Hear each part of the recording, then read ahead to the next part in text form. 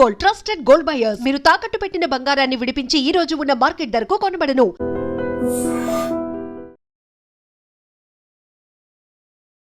ఒక చేత్తో సర్జన్గా ఆయన కత్తి పట్టుకొని అనేక ఆపరేషన్లలో సక్సెస్ఫుల్గా నిర్వహిస్తుంటారు. మరో చేత్తో రాజకీయాల్లో వ్యూహాలను రచిస్తూ ప్రత్యర్థుల్ని ఉక్కిరిబిక్కిరి చేస్తుంటారు. దేవర కథ.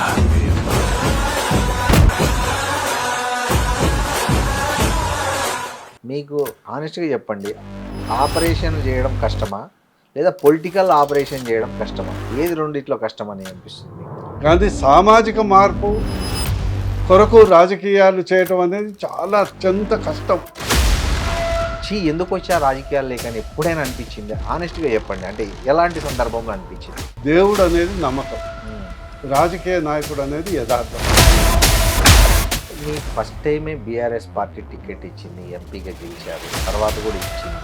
అట్లాంటి పార్టీని వదిలి బయటికి రావాల్సిన అహంకారం, నేను చెప్పిందే వేదం. రేవంత్ రెడ్డి పాలన, కాంగ్రెస్ పాలన గురించి చెప్పాలంటే ఏం చెప్తాను నువ్వు ప్రధానంగా? జనరల్గా ఏంటంటే ఒక విద్యార్థి ఒక సబ్జెక్ట్లో ఫెయిల్ అవుతారు. అన్ని సబ్జెక్టులో 0 మార్క్స్ తెచ్చుకున్నటువంటి విద్యార్థి. ఇప్పుడు కాళేశ్వరం విషయంలో పెద్ద వివాదం నడుస్తుంది. కాళేశ్వరం అనేది it is additional emergency fund అంటారు కదా. మోడీ గారు ఎలక్షన్ అంటే ఎంపీ ఎలక్షన్ చూస్తారు. ఎంపీ ఎలక్షన్, అవును. అసెంబ్లీ ఎలక్షన్ అంటే ముగ్గురులో ఎవడున్నాడు రాబాయి గట్టిగా. ఇంకోటి మీరు ఏమన్నారంటే సింగరేణి బొగ్గు గనులను గత బీఆర్ఎస్ ప్రభుత్వం ఏటీఎంలో వాడుకుందని అన్నారు. అది గత పార్టీకి కానీ ఈ పార్టీకి కానీ క్యాష్ కవ్ అంటారు కదా. అసలు ఒక సామాన్య బీసీకి బీజేపీ మీద నమ్మకం కలగాల ఎట్లా కలుగుతుందంటే? నేను చెప్పాను కదా, బీసీలకు ప్రాబ్లం ఏంటంటే. హాయ్, నమస్తే, వెల్కమ్ టు ఐడ్రీమ్ మీడియా. నేను మీ రొద్దం శ్రీనివాస్. ఒక చేత్తో సర్జన్గా ఆయన కత్తి పట్టుకొని అనేక ఆపరేషన్లలో సక్సెస్ఫుల్గా నిర్వహిస్తుంటారు. మరో చేత్తో రాజకీయాల్లో వ్యూహాలను రచిస్తూ ప్రత్యర్థుల్ని ఉక్కిరిబిక్కిరి చేస్తుంటారు. ఆయన ఎవరో కాదు, ప్రస్తుతం బీజేపీ ఉపాధ్యక్షులుగా ఉన్న మాజీ ఎంపీ డాక్టర్ బూర నరసయ్య గౌడ్ గారు ఉన్నారు. ఆయనతో తెలంగాణ తాజా రాజకీయాలు, బీజేపీ నెక్స్ట్ తెలంగాణలో పాగా వేయడానికి ఎలాంటి రోడ్ మ్యాప్ వేసుకుంది, ఇట్లాంటి అనేక విషయాలను ఆయనతో మాట్లాడే ప్రయత్నం చేద్దాం. నమస్తే సార్. నమస్తే శ్రీనివాస్ గారు.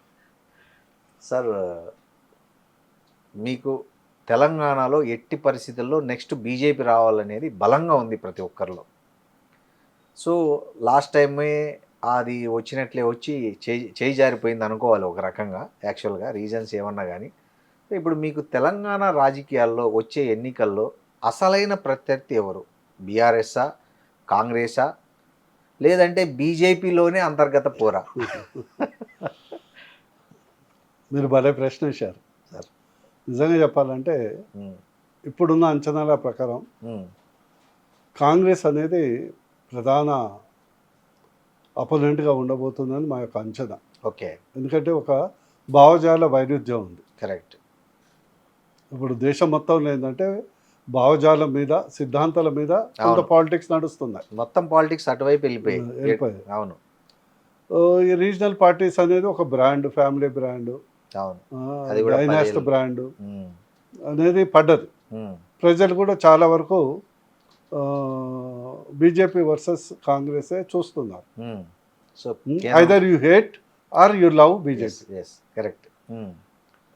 మాకు ప్రతిపక్షం అంటే లేదు. అవును సార్.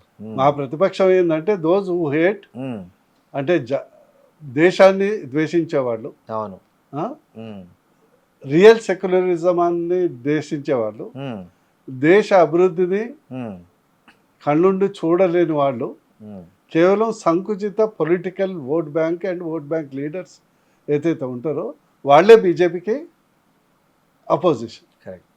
సో అందుకొరకు this will be fight between Congress and BJP. కానీ బీఆర్ఎస్ చూస్తుంటే నెక్స్ట్ పవర్లోకి మేమే వచ్చేస్తున్నాము, సీట్ల సంఖ్య కూడా చెప్పేస్తున్నారు, 98 సీట్లు వస్తున్నాయి అని. ఇంకా అది మేకపోతే గాంభీర్యం ఉంటుంది కదా. అంతేనా సార్? ఇప్పుడు ఎందుకంటే మీరు కూడా బీఆర్ఎస్ నుంచి వచ్చారు కాబట్టి మీకు ఇంకా వాళ్ళ గురించి బాగా తెలుసు.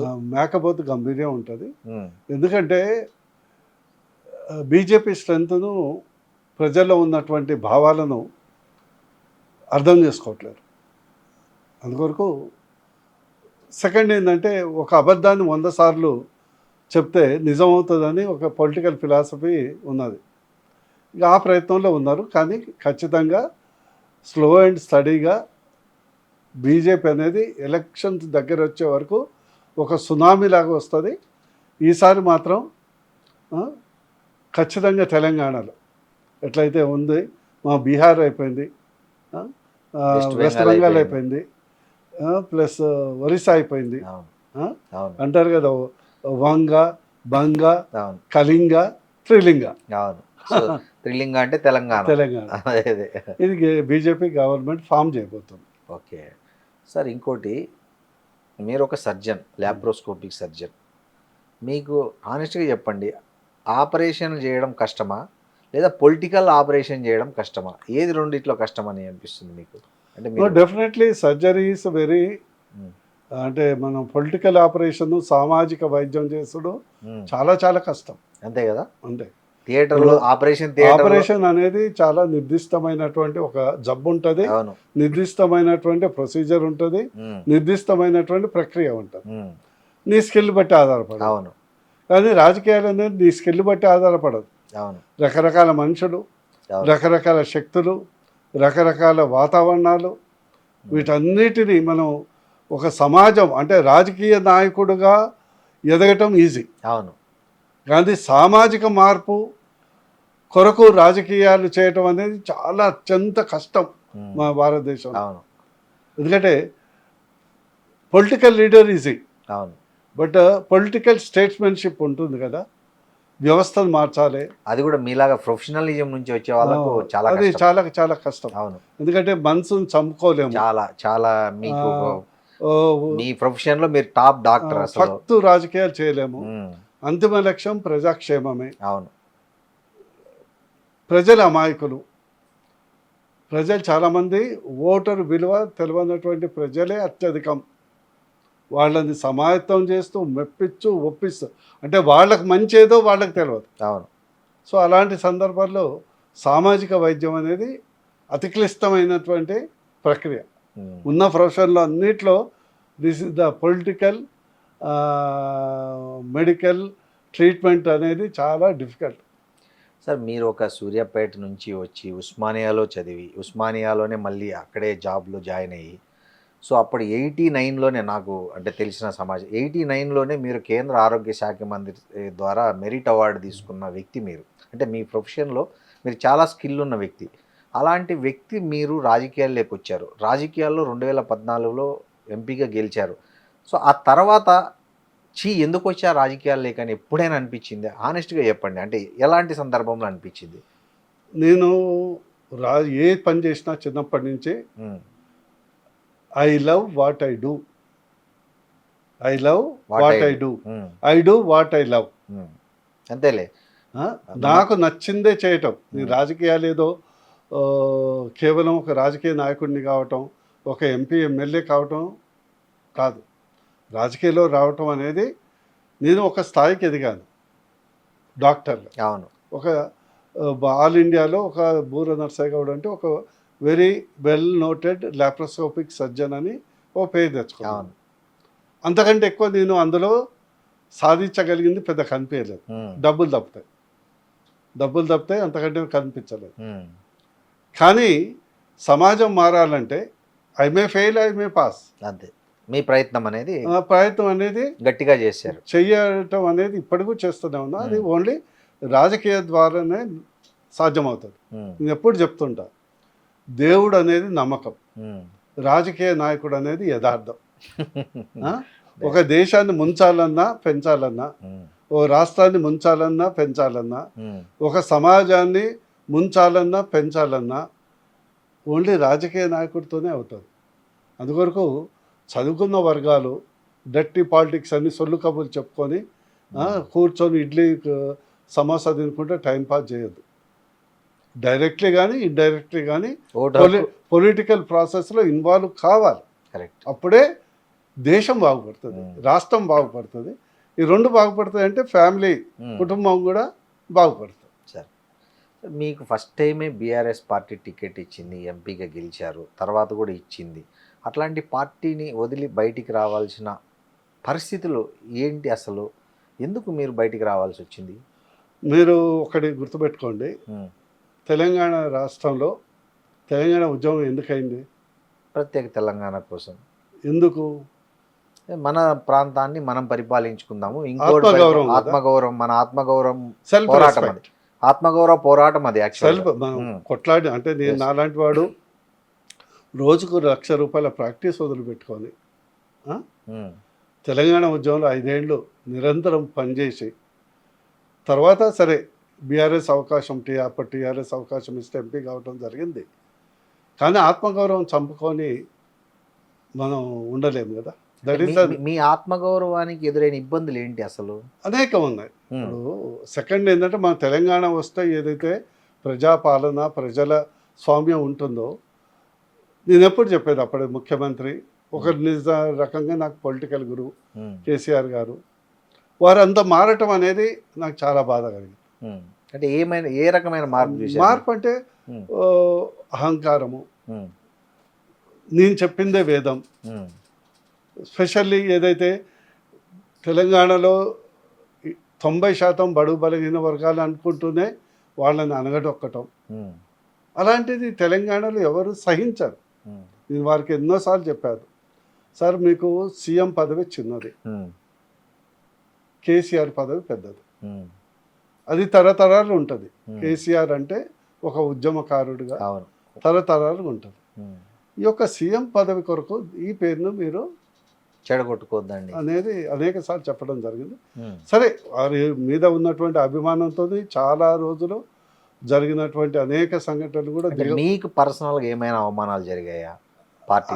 పార్టీ అంటే వ్యక్తిగతంగా జరగటం ఒకటితో వ్యవస్థలనే అవమానం జరిగింది కదా. ఫర్ ఎగ్జాంపుల్ ధర్నా చౌక్ ఎత్తేసారు. అసలు తెలంగాణ పుట్టిందే ధర్నా చౌక్లో. అవును అవును.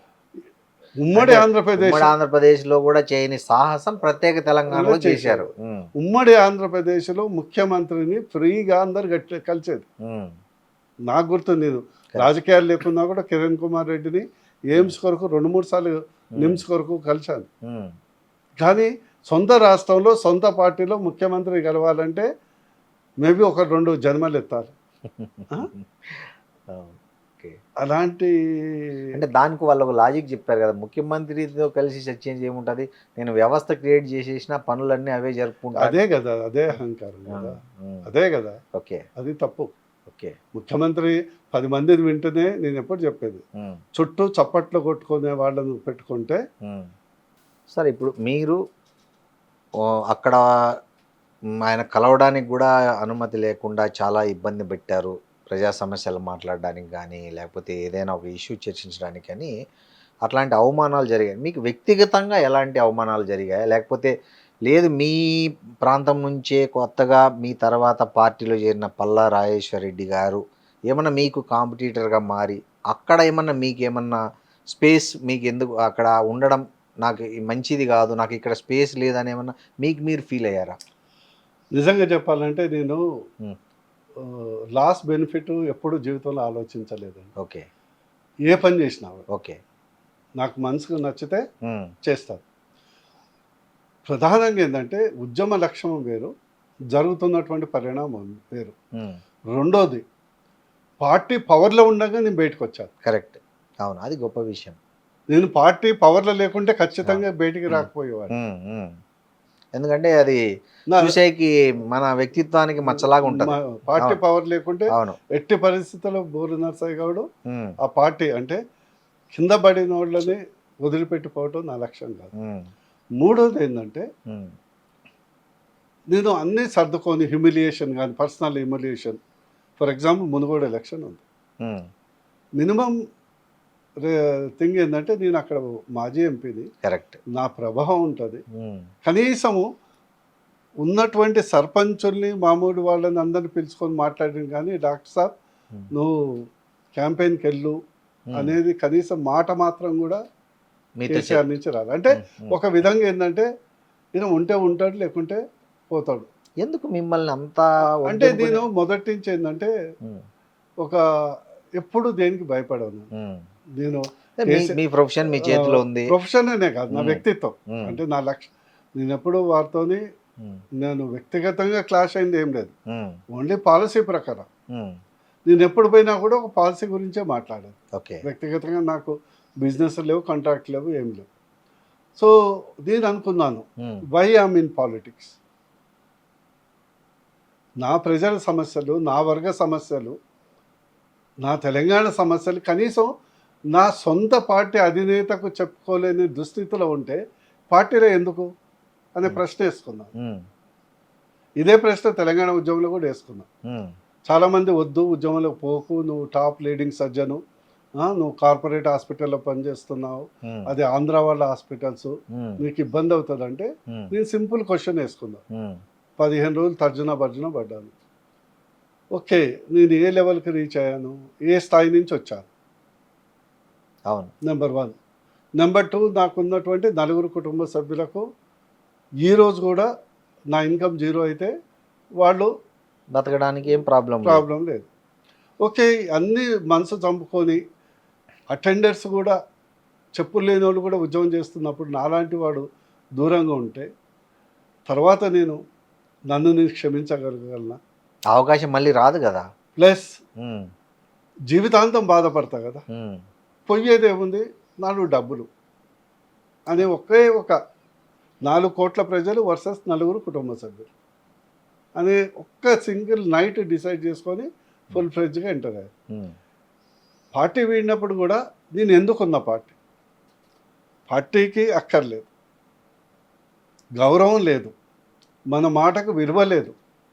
కనీసం సొంత పార్టీ నాయకులకు, మా అధినేతకు కేసీఆర్ గారికి నేను కలిసి ఇలాంటి సమస్యలు ఉన్నాయి చెప్పుకునే అవకాశం లేదు. అంటే ఇక నెక్స్ట్ నేను మరోసారి ఎంపీ కావడానికే కదా. నాకు ఎంపీ సీటు ఈజ్ అష్యూర్డ్. ఉమ్, అందులో ఆయన మేము ఎంత డిఫర్ అయినా కూడా నా పట్ల ఆయన గౌరవం ఉండేది, ఆయన పట్ల నేను గౌరవం ఉండేది. ఉమ్, నేను ఆయన వెనుక ఎప్పుడు ఒక చిన్న మాట కూడా నెగిటివ్ మాట్లాడిపోయేది. వాట్ ఎవర్ ఈస్ ఆయనతోనే ఏదన్నా మాట్లాడేవాళ్ళు, వ్యక్తిగతంగా. బయట ఆయన వెనక మాట్లాడేవాళ్ళు. చాలా మంది చండాలంగా మాట్లాడుతున్నారు కదా, బ్యాక్ బైటింగ్ అనేది లేదు. లేదు. ఉమ్, అందుకొరకు నేను ఎందుకున్నాను, దట్ ఈస్ వన్ థింగ్. ఆ రోజే డిసైడ్ చేశాను. ఉమ్, ఒక్కటే 2 అవర్స్లోనే డిసైడ్ చేశాను. ఉమ్, పెద్ద నేను 100 మందితో చర్చించేది లేదు. మీకు మీరుగా ఆలోచించుకున్నారు. నా మనసుకు okay, why I'm in politics. Okay, politics లేకుంటే ప్రజా సమస్యలు ఫ్రీగా నేను తీసుకుంటాను కదా.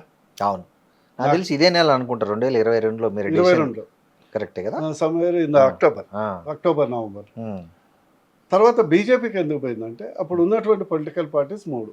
ఉమ్, కాంగ్రెస్ అనేది టోటలీ ఉమ్, యాంటీ డెవలప్మెంట్. ఉమ్,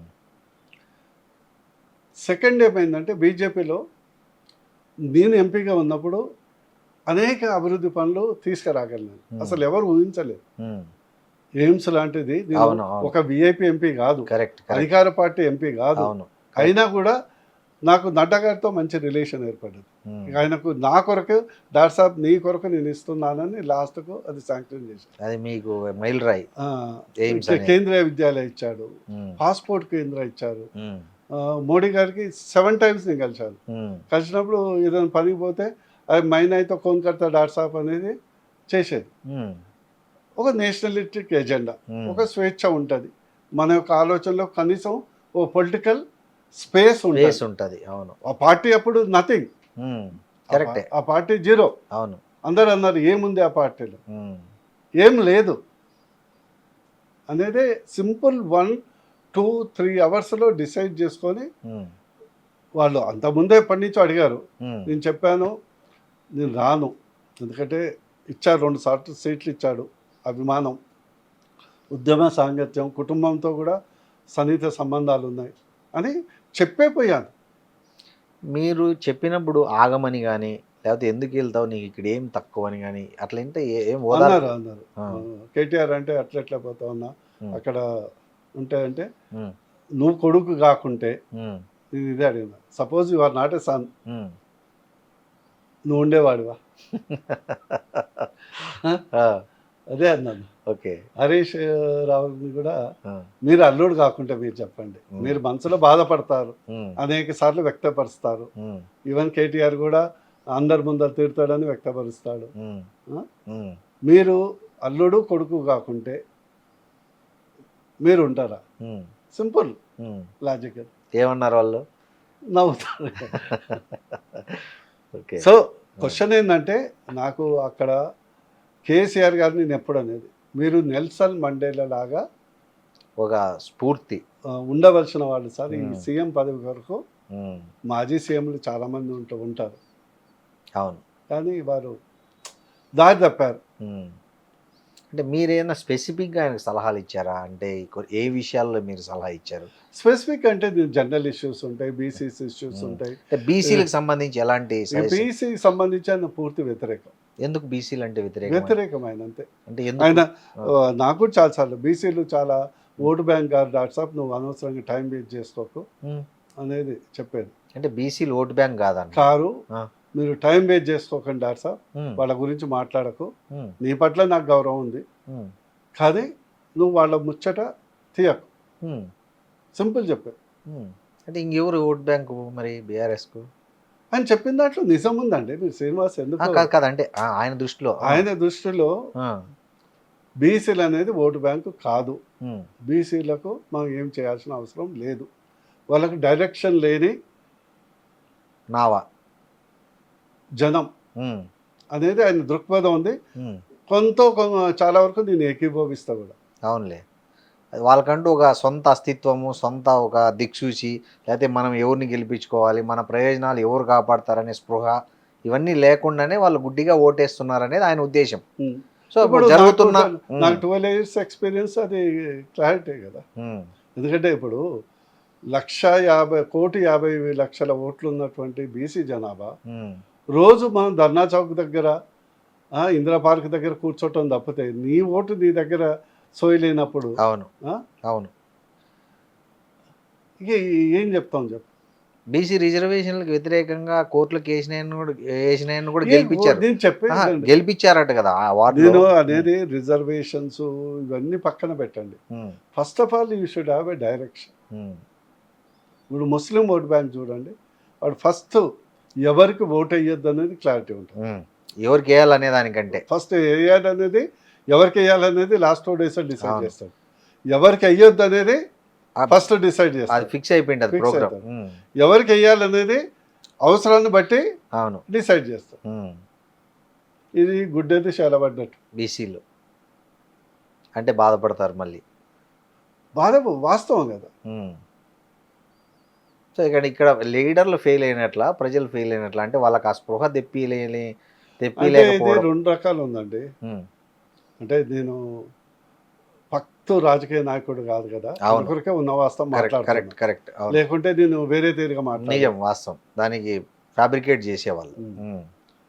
దీంట్లో బేసికల్ ఏంటంటే, కింది స్థాయి వర్గాలు, దళితులు, ఎస్టీలు, they have got a political equipment, ఓ గోలు. అవును.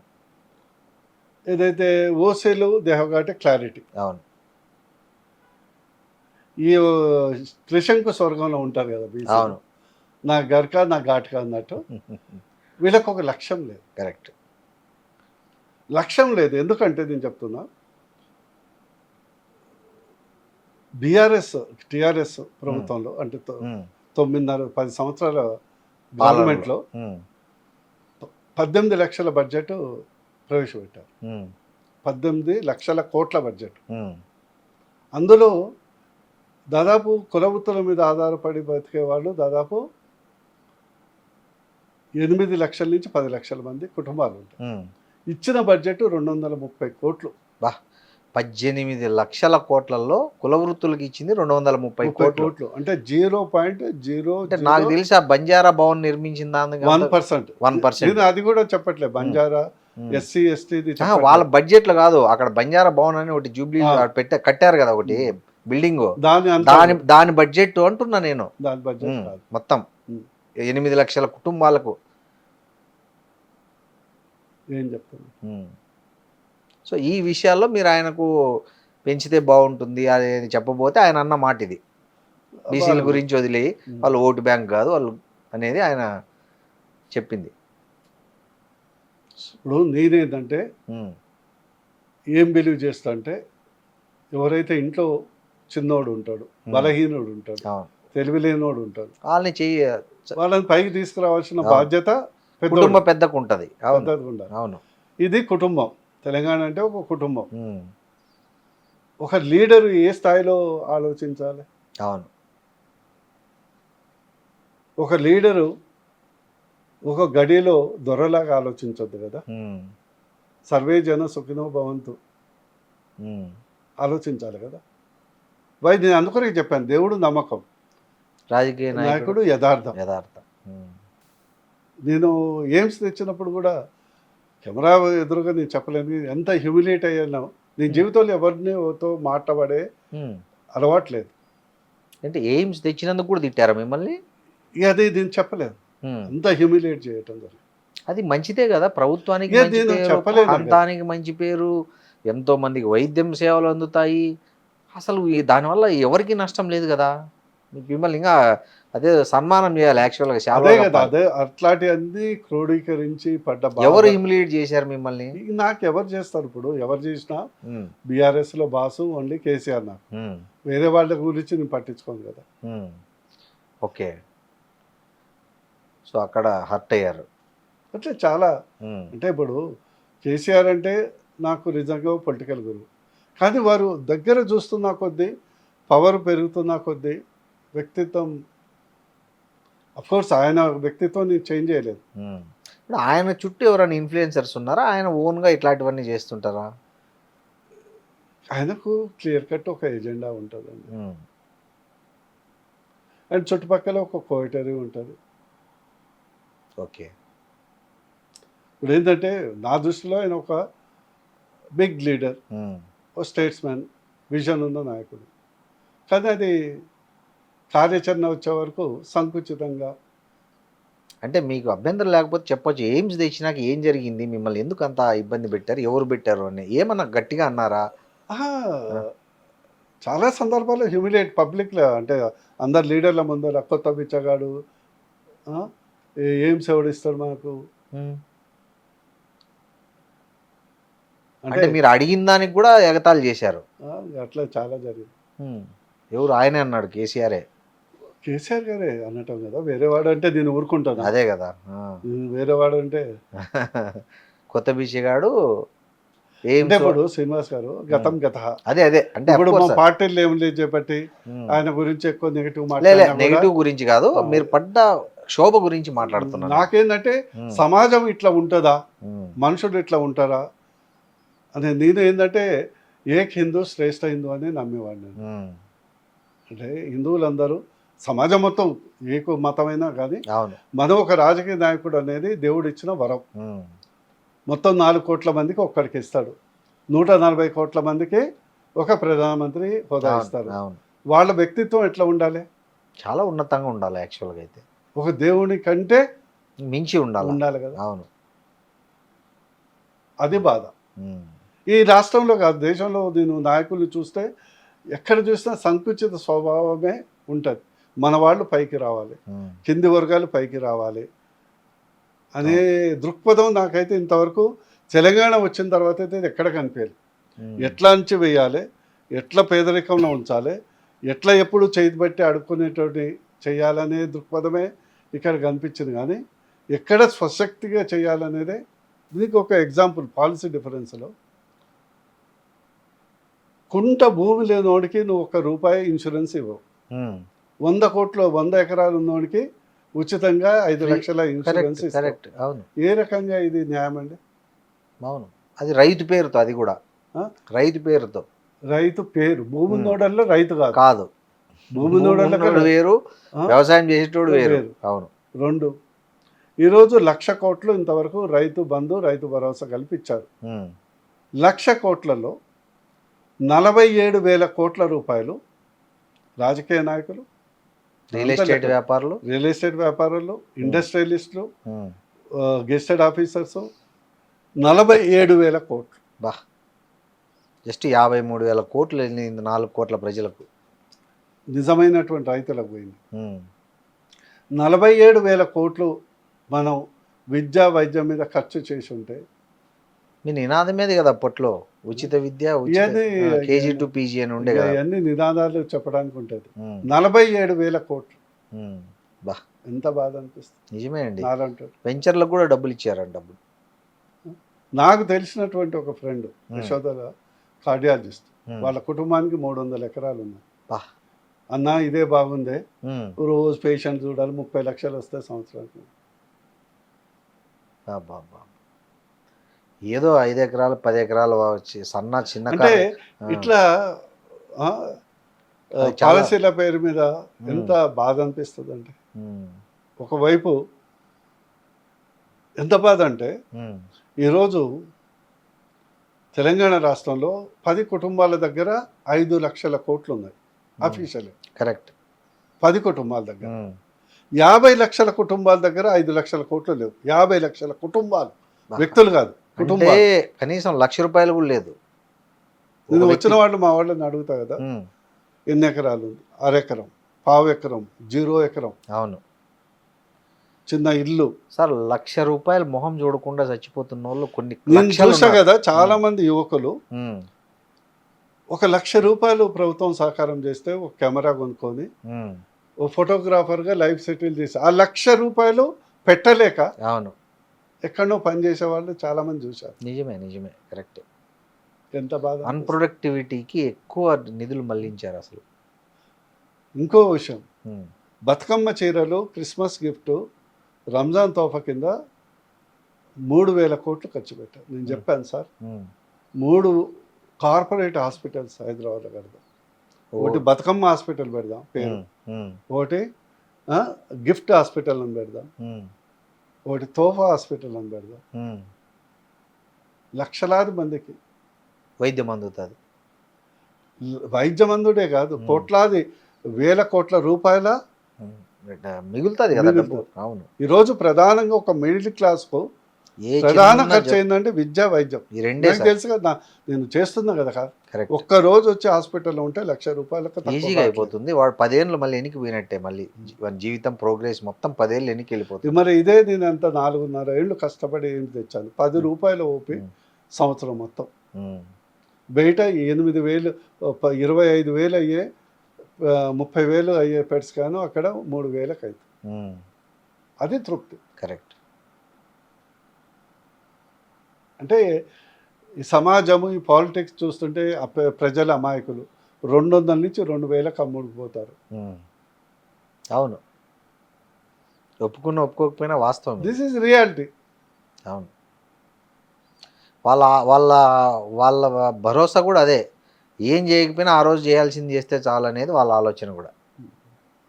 ఇట్లాంటి ఇప్పుడు కేసీఆర్ అని కాదు, ఇప్పుడు రేవంత్ రెడ్డి గారు కూడా ఆయనకి చిన్న వయసులో పదవి వచ్చింది. 50 సంవత్సరాలు ముఖ్యమంత్రి అయ్యారు. ఎంత హుందాగా ఉండాలి, ఎంత బడ్జెట్ కన్స్ట్రైంట్ ఉన్నది. బట్ నువ్వు ఇచ్చావు కదా ప్రామిస్. ఈరోజు చాలామంది ఫోన్లు వస్తాయి, పిల్లలకు వాడు 2nd ఇయర్ ఇంజనీరింగ్ చదువుతాడు, వాడికి స్తోమత లేదు, కాలేజ్ వాడు ఎల్లగొడుతున్నాడు, ఫీ రింబర్స్మెంట్ ఇవ్వట్లేదు. నాకైతే మొన్న వచ్చి కాళ్ళ మీద పడ్డారు. నేను ఇంజనీరింగ్ కట్టే స్తోమత లేదు, సర్టిఫికేట్ ఇస్తే కనీసం ఎక్కడైనా చిన్న నెలకు 10,000 ఉద్యోగం అన్న చేసుకుంటా సార్, ఆ సర్టిఫికేట్స్ అన్ని ఇప్పియండి. ఇంజనీరింగ్ కాలేజ్ ఫోన్ చేస్తే మా సీటు బ్లాక్ అయింది, మేము దాన్ని నెక్స్ట్ ఎవరికి ఇచ్చేది లేదు కదా, మాకు last 4 years last 4 years last అని వాళ్ళు అంటారు. అవును. ఏంటండి నేను చెప్పిన, గచ్చిబౌలిలో మా హైటెక్ సిటీలో 10 ఎకరాలు అమ్మితే 2,000 కోట్లు వస్తాయి.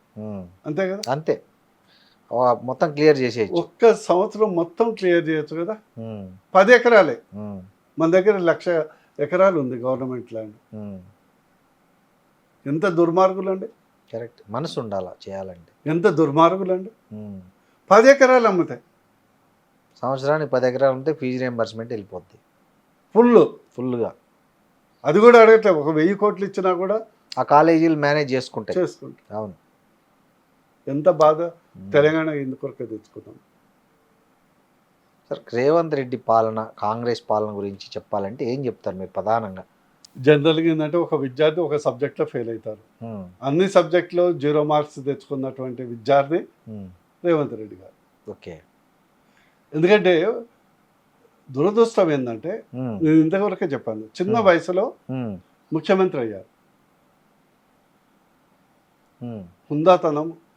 ఇప్పుడు మా భాషలో పాస్ కాలేదు, వ్యక్తిత్వంలో పాస్ కాలేదు, అడ్మినిస్ట్రేషన్లో పాస్ కాలేదు, ఇచ్చిన హామీల అమల్లో పాస్ కాలేదు. ఇప్పుడు కాళేశ్వరం విషయంలో పెద్ద వివాదం నడుస్తుంది. అంటే ఆడ నీళ్లు పెడితే ఖమ్మం జిల్లా మొత్తం కొట్టకపోతుందని కాంగ్రెస్ సీఎం అంటున్నారు. ఆడ నింపి ఇవ్వకపోతే రైతులంతా తాగునీటికి కూడా ఇబ్బంది పడతారని బీఆర్ఎస్ వాళ్ళు అంటారు. దీంట్లో బీజేపీ స్టాండ్ ఏంటి సార్ అసలు? ఇప్పుడు బీజేపీ స్టాండ్ వెరీ క్లియర్. మనం కాళేశ్వరం అంటే దాని గురించి మాట్లాడాలంటే ఒక పెద్ద సబ్జెక్ట్, అది రియాలిటీ మాట్లాడతాం. కరెక్ట్. ఇప్పుడు వారేమంటారు, నీళ్లు బ్యారేజ్ లేకుండానే తీయగలిగితే బ్యారేజ్ ఎందుకు కట్టినాం? క్వశ్చన్ అది. బ్యారేజ్ లేకుండా నీళ్లు తీయొచ్చా అంటే సెకండ్ క్వశ్చన్ అది. అవును, ఎందుకు ఇంక కట్టి ఉపయోగం ఏంటి అని అన్ని లక్షల కోట్లు. అందుకొరకు మీకు ఒక విషయం తెలవాలి. సింపుల్ క్వశ్చన్ అడుగుతా, చెప్పండి సార్. కాళేశ్వరము 2023 అక్టోబర్లో కుంగిపోయింది. అవును, అప్పటి నుంచి బంద్ అయింది. అవును. 2023 తర్వాత 23-24లో మన దగ్గర వరి పంట ఎంత వచ్చిందండి? హైయెస్ట్ రికార్డ్, ఇండియాలోనే రికార్డ్ కదా, పంజాబ్ను కూడా దాటిపోయింది. 300 లక్షల metric ton rice bowl of India అయిపోయింది తెలంగాణ. యాక్చువల్ 2024-25 ఎంత వచ్చింది? అంటే వర్షాలు పడడం వల్ల కావచ్చేమో కదా. అంటే ఐ మీన్ వర్షాలు మీరు చెప్పాలి మరి. అంటే నా సింపుల్ వాస్తవంగా సార్, యాజ్ ఏ జర్నలిస్ట్గా నాకున్న అవగాహన మేరకు ఇది కట్టడం వల్ల వచ్చిన పెద్ద ఇరిగేషన్ ఏమీ పెద్దగా లేదు నాకున్న అవగాహన. మేబీ నన్ను ఎవరైనా తిడతారో స్క్రోల్ చేస్తారో నాకు తెలియదు. కాకపోతే ఏమైందంటే వర్షాలు పడ్డము, చెరువులు కుంటలు ఇవన్నీ నిండడము, అప్పుడు ఆ చెరువుల్లో పూడిక తీసి ఇట్లాంటి కార్యక్రమాల వల్ల అందరూ వరి వేసుకోవడం అనేది మొదలు పెట్టుకున్నారు. చెప్పండి, ఎగ్జాక్ట్ రీజన్ చెప్పాలా? చెప్పండి సార్. 2014 వరకు మన రాష్ట్రంలో వరి పంట బాగా పెరిగిందంటే లేబర్ షార్టేజ్ తర్వాత వచ్చేబట్టి ఇతర పంటలకు పోలే. మెకనైజ్ వరి అయితే ఈజీ. నంబర్ 1 2014 నుంచి ఇప్పటి వరకు దేశం మొత్తంలో ఎక్కడ వర్షం ప్రాబ్లం లేదు, కరువు అంటూ లేదు. అవును, మోడీ గారు వచ్చినప్పటి నుంచి ఇప్పటి వరకు ఫస్ట్ టైం ఇప్పుడు మనకు కరువు ఎల్నినో వల్ల వర్షపాతం తగ్గింది. 2014 ముందు ఎరువుల సమస్య విపరీతంగా ఉండేది, గుర్తుందా? అవునవును, ఎరువులు, కరెంట్ సమస్య, ఎరువుల సమస్య. కానీ మోడీ గారు వచ్చిన తర్వాత ఇప్పటి వరకు ఎరువుల సమస్య ఎక్కడా లేదు. 2014 ముందు పవర్ హాలిడే ఉండేది. కరెక్ట్, పవర్ హాలిడే ఉండేది. మాతో మీ ఉద్యమకాలము కూర్చుంటే మాతోని ఇంకో టెంట్ వేసుకొని ఇండస్ట్రీ వాళ్ళు కూర్చునేది కరెంటు లేక. కరెక్ట్. 2014 తర్వాత ఏ రాష్ట్రంలో కూడా కరెంటు లేదు అనే సమస్య లేదు. ఓకే, 24/7 వచ్చింది తెలంగాణ కూడా. 24/7 తెలంగాణే కాదు, మనకు ఇప్పుడు వాడే కెపాసిటీ కంటే 50% అవైలబుల్. మన దగ్గర కెపాసిటీ జనరేషన్ ఉంది, వాడలేక కొంత కెపాసిటీ జనరేట్ చేయట్లేదు. ఈ మూడు దానికి తోడు ఈ యొక్క రైతు బంధు అండ్ ప్రొక్యూర్మెంట్. అంత ముందుకు అసలు ఇంత మిల్లర్లదే రాజ్యం, అప్పుడు మిల్లర్లదే. అంత ముందుకు ఎంఎస్పి అంటూ ఉండదు. ఇప్పుడు ఎంఎస్పి ఇప్పుడు 2014 తర్వాత నుంచి ఇప్పటి వరకు డబుల్ కంటే ఎక్కువైంది వరి ధాన్యాలు. సో రైతుకు ఏమైందంటే ప్రతి గుంట పడవపడ్డ ల్యాండ్స్ అన్నీ ప్లస్ వర్షము, చెరువులు నిండటము, భూగర్భ జలాలు పెరగటం, వీటన్నిటి ఎఫెక్ట్తోని మనకు రైస్ ప్రొడక్షన్ పెరగటం జరిగింది. That is the reality. So కాబట్టి మీ అంచనా ప్రకారం కాళేశ్వరం కట్టి కూడా పెద్దగా సాధించింది ఏమీ లేదు. కాళేశ్వరం అనేది it is additional emergency fund అంటారు కదా. అవును, ఎమర్జెన్సీ ఫండ్ అంతే. ఎప్పుడన్నా మరీ తీవ్ర వర్షాభావం. సెకండ్, కాళేశ్వరం 2019లో స్టార్ట్ చేశాం. 2023 వరకు ఎన్ని టీఎంసీలు ఎత్తారు? 20 టీఎంసీలు 30 టీఎంసీలు ఎత్తింటారేమో మహా అయితే. మీకు ఇంకో విషయం తెలుసా, మన దగ్గర ప్రతి కారుకు 60 లక్షల ఎకరాలు, యావరేజ్గా 60 నుంచి 70 లక్షల ఎకరాలు వరి పంట పడుతుంది. మరి ఒక టీఎంసీకి 7,000 ఎకరాలు పారుతుంది. మరి 60 లక్షల ఎకరాలకు ఎన్ని వేల టీఎంసీలు కావాలి? 7 అంటే దాదాపు 2000 నుంచి 3000 అంతే. టీఎంసీలు కావాలి. అవును, మరి ఎక్కడి నుంచి వచ్చింది వాటర్? రాలే. అది వర్షము, కుంటలు, సహజ వనరుల ద్వారా వచ్చిన. సెకండ్, మన దగ్గర 29 లక్షల బోర్లు ఉన్నాయి. ఉమ్, 29 లక్షల బోర్లు. బోర్లు, ఉమ్, ఉచిత కరెంటు, ఉమ్. ఏముంది 24 అవర్స్ అవైలబుల్, వాటరు, దేవుడు, కుంటలు, చెరువుల పొడికతీత, ఇవన్నీ కాంబినేషన్తో తెలంగాణ వరికి బాగా. ప్రొడక్షన్ పెరిగింది. అవును. ఇంక్లూడింగ్ రైతు బంధు, ఉమ్, రైతు భరోసా, ప్రధానమంత్రి Kisan Samman Nidhi, MSP, urea plus current. ఇది రియాలిటీ. ఇక ప్రాజెక్టు కట్టొద్దని నేను అనను, ఉమ్. ఇది కూడా బిజినెస్. మనం ఎంత ఖర్చు పెడుతున్నాం, ఎంత వచ్చింది. ప్రాజెక్టులు, ఫ్లైఓవర్లు, రోడ్లు అన్నీ. సార్, ఇంకోటి, స్థానిక సంస్థల ఎన్నికలను వాయిదా వేస్తూ వస్తుంది కాంగ్రెస్ ప్రభుత్వం.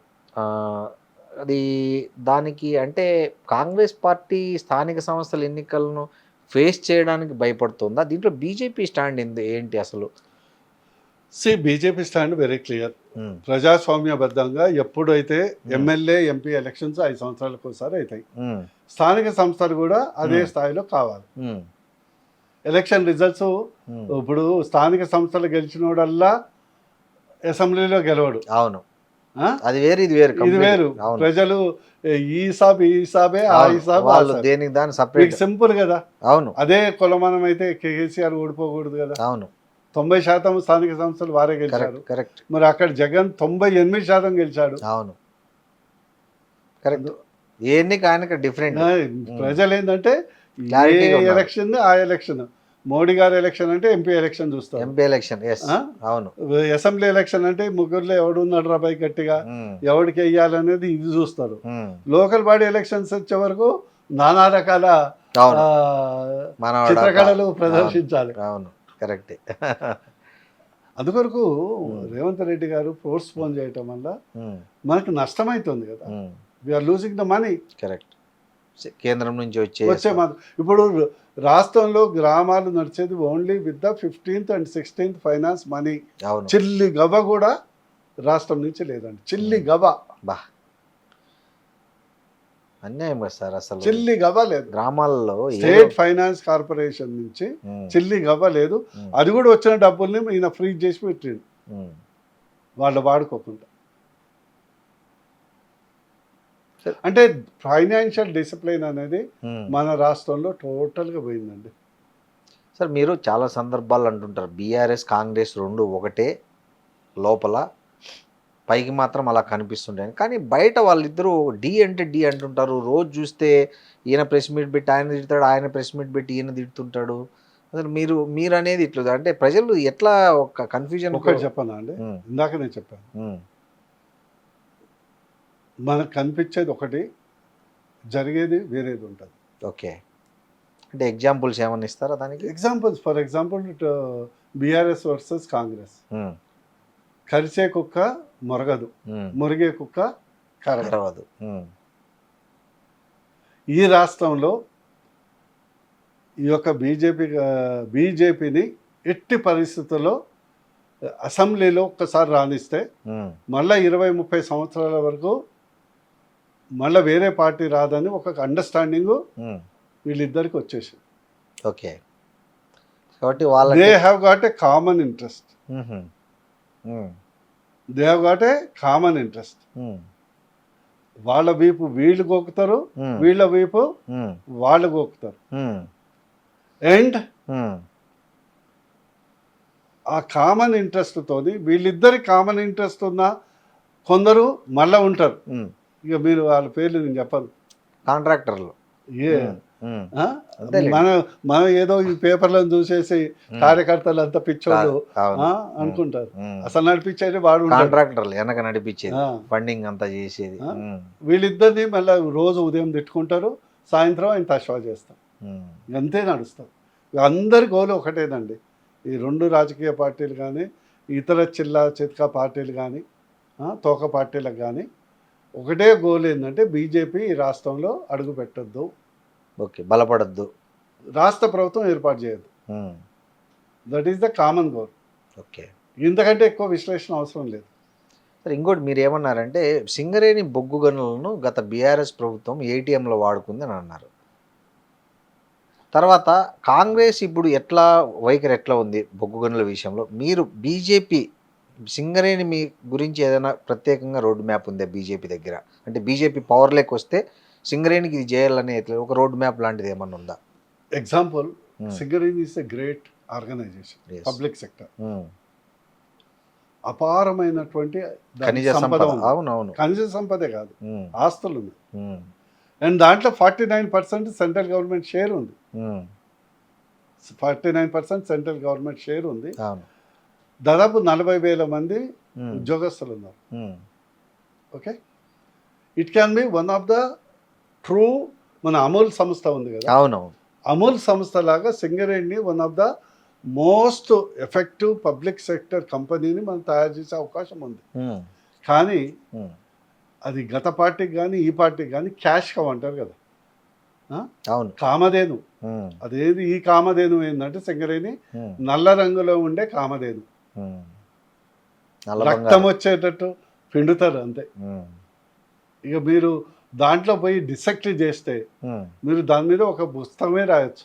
అంటే ఎట్లా జరుగుతుంది అక్కడ దోపిడీ? అంటే సామాన్యులకు అర్థమయ్యే భాషలో. సామాన్యులకు వెయిటేజ్, ట్రాన్స్పోర్టు, జాబ్స్లు ఇవ్వటము, దాని మీద ఉన్నటువంటి ఏదైతే కాంట్రాక్ట్ ఉంటుంది కదా, కాంట్రాక్టు తీసేదెంత చూపెట్టేదెంత, ఓకే, తీసేదెంత చూపెట్టేదెంత. ఓ, ఓకే. మీకు ఒక 1000 టన్నులు తీసిండ్రు, రోజు వచ్చైతే మీరు పోయి చెక్ చేయలేదు. అవును, అంటే దానికి ఒక వ్యవస్థ ఉంటుంది. వ్యవస్థ ఉంటుంది. ఆ వ్యవస్థనే భ్రష్టు పట్టింది కదా. ఓకే, దాంట్లో మరి కేంద్ర ప్రభుత్వం 49% they cannot interfere okay as per the law. Okay, మాకు కంపెనీ లా ప్రకారము ఎవరైనా 51% ఉంటే they are the boss. Modi garu వచ్చాక ఈరోజు కేంద్రంలో ఒక్క చిన్న 345 లక్షల కోట్ల బడ్జెట్ ప్రవేశపెట్టారు. 345 లక్షల కోట్లు. ఒక్క రూపాయి ఎక్కడైనా అవినీతి జరిగిందా ప్రభుత్వ తరపున? అదే బొగ్గు గన్ల తరపున ఇదివరకు that is the biggest scam, 2 లక్షల కోట్ల స్కామ్స్. కానీ ఇప్పుడు పారదర్శకంగా ఇప్పుడు తాడిచెట్ల ఉన్నది, ఎందరు 40 years సరిపోయే. మామూలుగా అయితే వేరే రాష్ట్రాలకు బై టెండర్ ఇస్తారు, మనకు సింగరేణికి ఈ సంస్థ 40,000 మంది ఉద్యోగస్తులు ఉన్నారు, వాళ్ళు బతకాలి, ఎందుకంటే కోల్ సప్లై లేకుంటే వాళ్ళు రోడ్డు మీద పెడతారు అనే ఉద్దేశంతోనే ఇవ్వటం జరిగింది. ఇట్లా చాలా ఉన్నాయండి. సార్, మీరు ఒక బలమైన బీసీ నేతగా బీసీల తరఫున చాలా సందర్భాల్లో గొంతెత్తి మాట్లాడారు. ఇప్పుడేమో కాంగ్రెస్ ఏమంటుంది, మేమే బీసీలకు అసలైన మిత్రులము, కులగణన చేస్తున్నాం కాబట్టి ఎవరు చేయని సాహసం మేము చేస్తున్నామని కాంగ్రెస్ చెప్పుకుంటుంది. మీరేమంటున్నారంటే బీజేపీనే బీసీల ఇల్లు అని మీరంటున్నారు. అసలు ఒక సామాన్య బీసీకి బీజేపీ మీద నమ్మకం ఎట్లా కలుగుతుంది అంటారు? నేను చెప్పాను కదా, బీసీలకు ప్రాబ్లం ఏంటంటే వాళ్ళకు దిశానిర్దేశం లేదు అంటారు. That is main problem. Simple analysis మీకు చెప్పాలంటే, కాంగ్రెస్ దాదాపు మన రాష్ట్రాన్ని 55 సంవత్సరాలు పాలించిందండి. ఓకే, 55 సంవత్సరాలు ఉమ్మడి రాష్ట్రం కానీ తెలంగాణ ఏర్పడక ముందు కానీ పాలించింది కదా. అవును. ఒక్కసారైనా బీసీని సీఎం చేశారా? లేదు, చేయలే కదా. చేయలేదు. ఎప్పుడైనా కూడా వాళ్లకు జనాభాకు అనుగుణంగా నామినేటెడ్ పదవులను ఇచ్చారా? ఇవ్వలేదు. అంతకంటే ఎగ్జాంపుల్ ఏం కావాలి? అది ఆలోచిస్తున్నాడా మరి బీసీ? అదే కదా, సింపుల్ విశ్లేషణ చేసుకోవాలి. ఇక కేసీఆర్ 10 ఏళ్ళు చూసాం కదా. బీసీ అంటేనే పనికిరాని వాళ్ళు, బీసీ అంటేనే ఓటు బ్యాంక్ కాని వాళ్ళు, బీసీలు అంటేనే నిర్వీర్యమైనటువంటి జనాభా, వాళ్ళని పట్టించుకోవాల్సిన అవసరం లేదని అనేక 10 ఏళ్లలో నిరూపించారు. అందరికీ కనీసం డిప్యూటీ సీఎం ఇచ్చారు, కానీ బీసీకి డిప్యూటీ సీఎం ఇవ్వటానికి కూడా కరెక్ట్ మనసు రాలేదు. 3 మంత్రులు అంతే అంతే. ఇంక అంతకంటే ఏమి నీకు నిరూపణ కావాలి? 3 ఈరోజు మోడీ గారు ఒక ప్రధానమంత్రి బీసీ ఫస్ట్ టైం అవును. చేశారు. నేషనల్ కమిషన్ ఫర్ బ్యాక్వర్డ్ క్లాసెస్కు రాజ్యాంగ హోదా నేను ఎంపీగా ఉన్నప్పుడు కనీసము మోడీ గారికి 7 సార్లు కలిసాం. మై నై కరేతో కోన్కర్తా డాట్ సాబ్ అని చేశారు. అదేవిధంగా ఈరోజు బీసీలకు కేంద్రీయ విద్యాలయ సైనిక్ స్కూల్స్ అన్నిట్లో 29% రిజర్వేషన్ కల్పించడం జరిగింది. బీసీ మంత్రిత్వ శాఖ బీసీల మంత్రుల 27% మంత్రులు ఉన్నారు. ఎస్సీ ఎస్టీ బీసీలు కలిపి 61% ఉన్నారు. ప్లస్ చాలామందికి తెలియదు, ఈరోజు బడ్జెట్లో బీసీ అని బడ్జెట్ ఉండకపోవచ్చు, మత్స్య సంపద కింద 20,000 కోట్లు, కౌశల్య యోజన కింద 10,000 కోట్లు, ఎంఎస్ఎంఈ ఈ రాష్ట్రంలో కానీ దేశంలో కానీ 40% ఎంఎస్ఎంఈలు బీసీలు నడిపిస్తున్నారు. అత్యధిక బడ్జెట్ మోడీ గారు కేటాయించేది ఎంఎస్ఎంఈలు. దాదాపు ఇండైరెక్ట్గా చూసుకుంటే ఇట్లా చాలా నేను లెక్కలు చెప్పగలను, 1,00,000 కోట్ల బడ్జెట్ దాకా డైరెక్ట్లీ ఇండైరెక్ట్లీ పెట్టడం జరుగుతుంది. ఇంతకంటే నిదర్శనం ఏం కావాలి? రిగార్డింగ్ రిజర్వేషన్ కులగణన, కులగణన చెయ్యాలి, జనగణన చెయ్యాలి, చేస్తామని చెప్పడం జరిగింది. ఈరోజు నేను ఒకటే అడుగుతున్నాను, కాంగ్రెస్ అనేది డైరెక్ట్గా నెహ్రూ కాలం నుంచి ఇప్పటివరకు బీసీ వ్యతిరేకం. కాకా కలేల్కర్ కమిషను పెట్టినప్పుడు కాంగ్రెస్ నెహ్రూ గారు ప్రధానమంత్రి చెత్త బుట్టలో వేశారు. అంబేద్కర్ గారు Hindu code bill plus BC reservation అమలు చేయాలంటే నెహ్రూ ఒప్పుకోకుంటే ఆయన రాజీనామా చేశారు. ఓకే, తర్వాత ఇందిరాగాంధీ కానీ రాజీవ్ గాంధీ కానీ ఎప్పుడు వాళ్ళు బతకుండగా మండల్ కమిషన్ వేయలేదు. అదే మరి ఇందిరాగాంధీ తర్వాత జనతా పార్టీ మండల్ కమిషన్ వేసి ఆ రిపోర్టు ప్రవేశపెడితే ఇందిరాగాంధీ మళ్ళీ పవర్లోకి వచ్చి దాన్ని చెత్తబుట్టలు వేసింది. అదే మళ్ళీ రాజీవ్ గాంధీ అపోజిషన్ లీడర్ను ప్రవేశపెడితే మేము దీనికి వ్యతిరేకం, విభజన చేయొద్దు, బీసీలకు రిజర్వేషన్ మండలికి వ్యతిరేకమని పార్లమెంటు వేదికగా కాంగ్రెస్ రాజీవ్ గాంధీ స్పీచ్ ఇవ్వడం జరిగింది. మరి రీసెంట్గా ఈరోజు BC declaration, Kamareddy BC declaration చేశారు. 50 ఐటమ్స్ ఉన్నాయి. ఫస్ట్ చట్టసభల్లో బీసీ సప్లాన్ చట్టబద్ధత కల్పిస్తాము అన్నారు కదా. దానికి ఏమి కోర్టులు అడ్డంకం లేదు కదా, ఏమీ లేవు. ఈ రిజర్వేషన్లకు ఉన్నాయి కానీ దానికి ఏం లేదు, సప్లాన్కి అయితే ఏం లేదు, ఏం లేదు. ఎవడు ఆపిండు? కుల వృత్తులకు బడ్జెట్ కార్పొరేషన్ వాళ్ళ ఎన్నికలు, వారికి ఒక కమిటీ వేస్తామన్నారు. ఏమొచ్చింది? మరి బీసీ విద్యార్థులకు ఏదైతే విద్యాభృతి కింద 5 లక్షలు వడ్డీ రహిత ఇస్తామన్నారు. ఏమొచ్చింది? వీళ్ళు సంతకాలు కూడా చేయించారు కదా వీటన్నిటికీ. కార్డు ఇచ్చారు కదా, బట్టి గ్యారంటీ కార్డు. గ్యారంటీ కార్డు బట్టి గారి స్పీచ్ సోషల్ మీడియా నడుస్తూనే ఉంటాను. దగ్గర పెట్టుకోండి, ఇది చాలా భద్రమైంది, రిజిస్ట్రేషన్ ఆఫీస్ కంటే పెద్దది, ఇంట్లో ఫ్రేమ్ కట్టించి పెట్టండి, 20 రోజుల తర్వాత అంటే ఇంత చూసినా కూడా ప్రజలు కాంగ్రెస్ కోటేస్తారు, బీఆర్ఎస్ కోటేస్తారు. ఏదైతే గొర్రె కషాయం నమ్ముతారంటారు కదా, స్పష్టత లేదు. నేను నాలాంటి వాడు, నేను బీసీ అని కాదు, అవునవును, నేను ఏంటంటే పేదోడు పెద్దోడు కావాలి. అదే అందులో ఓసీలో ఉన్న పేదోడు కూడా పెద్దోడు కావాలి. నా సింపుల్. నువ్వు అందరికీ కులాలు కనిపిస్తాయి కానీ నాకు 2 కనిపిస్తాయి, పెద్దోడు. నా కులాలు కనిపించవు. అది క్యాష్ ఉన్నా, ఈవెన్ బీసీ అయినా కానీ, ఓసీ అయినా కానీ, ఎస్సీ అయినా కానీ, ఎస్టీ కానీ, ఉన్నోడు ఎప్పుడు ఆయన బిడ్డని లేనోడికి ఇయ్యడు. సొంత కులంలో ఇస్తాడా? అస్సలు ఇయ్యడు. వేరే కులంలో సేమ్ ఉన్న స్టేటస్ ఉన్నోడికి ఇస్తాడు కానీ లేనోడికి అయితే ఇయ్యడు కదా. ఏముంది? కులం అనేది క్యాష్ అంతే. నా ఉద్దేశంలో రాజకీయ నాయకుడిని పేదోడిని మిడిల్ క్లాస్ చేయాలి. సార్, ఇప్పుడు మన రేవంత్ రెడ్డి ఒక ఛాలెంజ్ ఇచ్చాడు కిషన్ రెడ్డి గారికి. కేంద్రం ఏమిస్తుంది, అసలు మీ దగ్గర లెక్కలు ఉందా, తెలంగాణకు కేంద్రం ఏమిస్తున్నాయి అని. అంటే ఏమన్నా మీ దగ్గర ఉందా? కేంద్రం ఏమి ఇచ్చింది? ఖచ్చితంగా ఉంది. నీకు ఎగ్జాంపుల్, ఇప్పుడు అన్నం మొత్తం ఉడికిందంటే మొత్తం చెప్పనక్కర్లే కదా. ఈరోజు సింపుల్ చెప్తా, ఎయిమ్స్ ఒక హాస్పిటల్, ప్రతి సంవత్సరం నిర్వహణ బడ్జెట్ ఉమ్, పూర్తి స్థాయిలో అయిపోయినాక ఉమ్, 500 నుంచి 600 కోట్లు అవుతుందండి. ఉమ్. మొత్తం రాష్ట్రంలో ఆరోగ్యశ్రీ బడ్జెట్ ఎంతనో ఒక్క ఒక హాస్పిటల్ ఎయిమ్స్ బడ్జెట్ అంతా. బడ్జెట్. ఉమ్, ఈఎస్ఐ హాస్పిటల్ మన దత్తాత్రేయ గారు తీసుకొచ్చారు. ఉమ్. నేనున్నాను అప్పుడు అవును ఎంపీగా. అవునవును. ఉమ్. ఉమ్, ఈరోజు ప్రతిదీ ఫ్రీ ఆఫ్ కాస్ట్ అవుతుంది. రేపు కూడా 270 కోట్లతోని కొత్త బ్లాక్ ఓపెన్ చేస్తుంది. ఉమ్, ఎవరిస్తున్నారు? ఉమ్, 3. ఈ రాష్ట్రంలో ఇప్పటివరకు 13 లక్షల కోట్ల రూపాయలు తెలంగాణ ప్రభుత్వానికి కేంద్రం ఖర్చు పెట్టింది. ఉమ్, సింపుల్. స్వాతంత్రం వచ్చినప్పటి నుంచి 2014 వరకు తెలంగాణ రాష్ట్రంలో జాతీయ రహదారుల 2000 కిలోమీటర్. ఉమ్, ఈ 10 సంవత్సరాల్లో అది 5500 కిలోమీటర్లు అయింది. ఇంకా 1000 కిలోమీటర్లు అదనంగా పనులు నడుస్తున్నాయి. ఉమ్, ఒక్కొక్క కిలోమీటర్కు 30 కోట్లు. ఉమ్,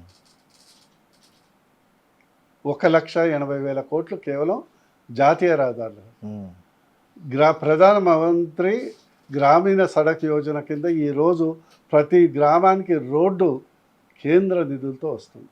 ఉమ్, ఈరోజు హెల్త్ బడ్జెట్ మీరు అనుకుంటారు కదా, డయాలసిస్ సెంటర్ కానీ, క్యాన్సర్ డిటెక్షన్ పేషెంట్స్ కానీ, డయాగ్నోస్టిక్ సెంటర్స్ కానీ 60% బడ్జెట్ కేంద్రం ఇస్తుంది.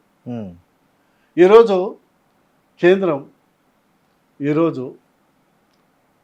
రైల్వేస్ తీసుకుందాం, 42 స్టేషన్లు డెవలప్ చేస్తుంది. ఉమ్, అల్ట్రా మోడల్.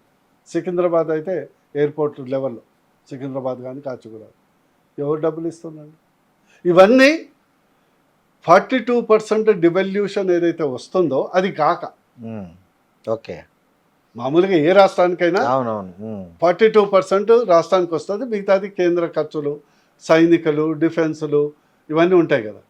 అది కాక వచ్చేది. నేను సింపుల్ ఎగ్జాంపుల్ చెప్తాను. ఎంఎస్పి ఎవరు ఇస్తున్నారండి? కేంద్రం. ఈరోజు ఒక్కొక్క ఎకరానికి 3 బస్తాల యూరియా, ఉమ్, 2 బస్తాలు డిఏపి, కొన్ని దాంట్లో పొటాషియం ఏదో ఇస్తారు. ఎకరాకు దాదాపు 25,000 రూపాయల ఎరువుల సబ్సిడీ ఎక్కడి నుంచి వస్తుందండి? కేంద్రమే ఇస్తుంది. ఇస్తుంది కదా. ఇట్లా నీకు కావాలంటే లెక్క పెడతాం. సార్ మరి ఈయన తెలివి ఏంటంటే ఉమ్, మూలిగే నెక్క మీద తాటిపండు. తాడిపకాయ పడ్డట్టు మన తెలుగు సామెత. అసలే మెట్రో నష్టాలు ఉంది. ఉమ్, ఈ దొరవారు ఏం చేశారు? 14,000 కోట్ల అప్పు నేను తీసుకుంటా అన్నాడు. అప్పు ఎవడు ఇవ్వాలి? ఉమ్, నువ్వు తీసుకున్నాక రాష్ట్ర ప్రభుత్వం పుట్టాలిగా. అవును. లేకుంటే ఆ ఎల్ఎన్టీ ఎవడో ఆయన తిప్పలాడు పడాలి. పడతాడు. అవును. మనకు ఎయిర్ ఇండియాకు 80,000 కోట్ల అప్పు ఉన్నదే మనం తీసుకుపోయి టాటా చేతిలో పెట్టాం. అవును. ఆ? అవును. ఈయన ఉన్న అప్పు చాలదని 14,000 కోట్ల అప్పు తెచ్చిండ. ఇప్పుడు నెలకు రోజుకు 1,50,00,000 ఇంట్రెస్ట్ కడుతున్నాం. బా. ఈ మహామేధావి గురించి ఏం చెప్పాలి ఇక? ఉమ్, ఉమ్. ఈ కామన్ సెన్స్ కదా. అంటే ఎందుకంటే అంత తెలివి లేకనే ఆయన అవన్నీ. తెలివిలే కాదు, ఉమ్, ప్రాబ్లం ఏంటంటే దురదృష్టవశాత్తు చెప్పాను కదా, ఉమ్. మెగా ప్రాజెక్ట్ చేసుకుంటే మెగా డబ్బులు వస్తాయి, ఓహో. కమిషన్లు వస్తాయి. ఓకే. దీంట్లో ఎవరు ఇస్తారు? ప్రభుత్వం టేక్ ఓవర్ ఇప్పుడు ప్రభుత్వం టేక్ ఓవర్ చేస్తే చేయకుంటే అది ఎలాంటి వానికి నష్టాలు వస్తాయి. ఎస్క్రో అకౌంట్ పెడతారు. అవును. ఎవడన్నా సెంట్రల్ మిగతా వాళ్ళు ఇస్తే పెట్టే ఖర్చులో లెక్క ఉంటుంది. ఉమ్, మొత్తం రాష్ట్ర ప్రభుత్వం తీసుకుంటే చెక్ మీద సంతకం చేసేది ఈయనే ఉంటారు కదా. అవును అవును. సో అంతే. ఏం చెప్పాలి ఇక మన ప్రజలేమో లాస్ట్కు ఇంత జరుగుతున్నా. ఈరోజు ప్రజలు మరి రోజు మొత్తుకుంటారు హాస్పిటల్లో ఖర్చు అవుతుంది. పిల్లగానికి 40,000 నుంచి 50,000 మినిమం చెప్తున్నా ఉమ్, బడ్జెట్ స్కూల్లో ఉమ్. ఫీజు సంవత్సరం. Correct correct. అవును. ఇక వేరేదైతే 3 లక్షలు, 4 లక్షలు, 6 లక్షలు స్కూల్ ఫీజు. అవును అవును. భారీగా పెరిగాయి. విద్యా వైద్యానికి జీవితాలు సరిపోతున్నాయి తల్లిదండ్రులకి. మొత్తం నేను చెప్తున్నా కదా, ఈ రాష్ట్రంలో 60 నుంచి 70% మంది ఈఎంఐ జీవితాలు గడుపుతున్నారు. వాస్తవం. ఇది ఇది ఇది వాస్తవం. ఈఎంఐ మీరు నెలకు ఒక 50,000, 60,000 మీ శాలరీ ఉంటే దాంట్లో 30,000 ఈఎంఐలకే సరిపోతుంది. నువ్వు ఫస్ట్ ఈఎంఐ, ఇంటి రెంట్ దగ్గర నుంచి స్కూటర్ కొంటే స్కూటరు, కారు ఉంటే కారు, ప్లస్ ఈ మోర్ ఇంపార్టెంట్ హెల్త్. ఈ హెల్త్ ఏదన్నా వచ్చిందనుకో, ఈరోజు ఐశ్వర్యవంతుడు ఏంటంటే అడుక్కుంటాడే, పోయేది ఏం లేదు. అవును. ట్యాక్స్ కట్టే పనిలే, ఈఎంఐ కట్టే పనిలే, అంటే వాళ్ళు పోయేది ఏం లేదు. అవును. నిజంగా చాలా బాధ ఉంది. అంటే చెయ్యొచ్చు. ఇప్పుడు ఏంటంటే నేను ఒక పాలిటిక్స్ చూశాను, ఒక మేధావిగా చూశాను, ఒక డాక్టర్గా చూశాను, ఏం చేయగలమో చూశాను, ఏం చేయొచ్చో కూడా నాకు తెలుసు, అయినా చేయట్లేదు. ఈరోజు హాస్పిటల్లో నా కాన్సెప్ట్ ఏంటంటే, నేను ఉద్యమ కాలం నుంచి నా కాన్సెప్ట్ ఏంటంటే best public health care Telangana తేవాలి, role model in entire India కావాలని. సింపుల్. ఒకసారి నేను కేసీఆర్ గారికి ఇస్తే ఆయన కోపంగా తీసి కింద పడేసి, నేను చెప్తాను సింపుల్. ఈరోజు ప్రజలకు కావాల్సింది ఫ్రీ కాదండి, పేదోడికి ఫ్రీ, మధ్యతరగతికి కావాల్సింది అఫోర్డబుల్. బయట 10 లక్షలు అయ్యేది నువ్వు ₹1,00,000 తీసుకొని చేయగలిగినా కూడా ఈజ్ రెడీ టు పే. వాస్తవం అది. కానీ పోయి మురికి కంపలో పడుకో అంటే పడుకోరు. జీవితం, లైఫ్. వాడి కొడుకు నువ్వు అఫోర్డబుల్ ఎడ్యుకేషన్ ఇచ్చి, నువ్వు ఎక్కడో Iran, Armenia, Slovakia, Russia, Azerbaijan, China ఇక్కడంతా పంపుడు ఎందుకండి? అవును, అదేదో ఇక్కడే ప్రొవైడ్ చేయొచ్చు. అదే డబ్బులకి ఇక్కడ ప్రొవైడ్ చేయొచ్చు. అవును. ఈ తిప్పలు ఎందుకు? అవును. 140 కోట్ల మంది జనం ఉంది, మనం ప్రొవైడ్ చేయలేము. గింత ఒక రాష్ట్ర కాదు, ఒక సిటీ జనాభా లేని ఆర్మేనియాలో పోయి చదువుకొని రావాలన్నా అంటే నాయకుల దూరదృష్టి కాదు, బిజినెస్. ఈరోజు మెడికల్ హెల్త్ కేర్ బిజినెస్ 1,07,000 కోట్లు, ఎడ్యుకేషన్ బిజినెస్ దాదాపు 80,000 కోట్లు. మీరు చూడండి ఏ రోడ్డు కన్నా, రోజు మీ యొక్క యాడ్స్ చూడండి, పుట్టగొడుగులాగా రోజొక స్కూలు, రోజొక హాస్పిటల్. వేరే దేశాల్లో బోర్డు కూడా కనపడదు సార్, ప్రైవేట్ స్కూల్ అవి, ప్రైవేట్ కాలేజీలు మీరు చూస్తున్నారు కదా. పుట్టగొడుగు లాస్ట్ 1 ఇయర్లో మీరు చూడండి, వీళ్ళందరూ బినామీ సొత్తుతోనే చైన్ ఆఫ్ హాస్పిటల్స్ వస్తుంది. నిర్వీర్యం. నేను పీజీగా ఉన్నప్పుడు ఉస్మానియాకు శంకర్ దయాళ్ శర్మ గవర్నర్ గుండి అక్కడ వచ్చి ఆపరేషన్ చేసుకుని మా యూనిట్లో మేము చేశాం. హెల్త్ మినిస్టర్లు వచ్చి ఎంత నిర్వీర్యం చేశారండి. ఈరోజు ఎయిమ్స్ బోండి ఇంకా పూర్తి స్థాయిలో కాలే కానీ కార్పొరేట్ స్థాయిలో ఉంటారు. అవును, ఆల్రెడీ మంగళగిరిలో కూడా బ్రహ్మాండంగా నడుస్తుంది ఎయిమ్స్. నేను చెప్పాను కదా, చీరలకు ఇచ్చే బడ్జెట్ పెడితే నా 3 కొత్తవి, 100 అపోలో లాంటి హాస్పిటల్స్ 3 కడుతుంటుంది. అవును. బాధ ఏంటంటే ఈ ప్రజలను తిట్టాలా, నాయకులు ప్రజల్ని చూసి మారుతారా, ఇలా పనిచేస్తే కూడా ఓట్లేరని అనుకుంటారా? సార్, బీజేపీ ప్రభుత్వం రేపు తెలంగాణలో ఏర్పడితే బూర నర్సయ్య గౌడ్ గారు ఏంటి? ఒకటే అండి నా కోరిక ఏంటంటే, ఫస్ట్ ప్రభుత్వం రావాలి, సెకండ్ అడ్మినిస్ట్రేటివ్ రిఫార్మ్స్ జరగాలి, ఒక కామన్ మ్యాన్కు ఎలాంటి కష్టం లేకుండా జరగాలి, 3 విద్యా వైద్యాన్ని free for poor, affordable for middle class and best quality రావాలి. నేను అందులో భాగస్వామిగా ఉండాలి. అంటే ఎట్లా? Any position party gives, but that is party first, తర్వాత self last, but Telangana party and Telangana first. నా జీవిత కాలంలో చూడాలని కోరిక, అవుతుందో లేదో తెలియదు. So all the best sir. మిమ్మల్ని నెక్స్ట్ అలాంటి ఒక ప్రజలకు ఉపయోగపడే రోల్లో చూడాలని మేము కూడా మనస్ఫూర్తిగా కోరుకుంటున్నాము. Thank you very much.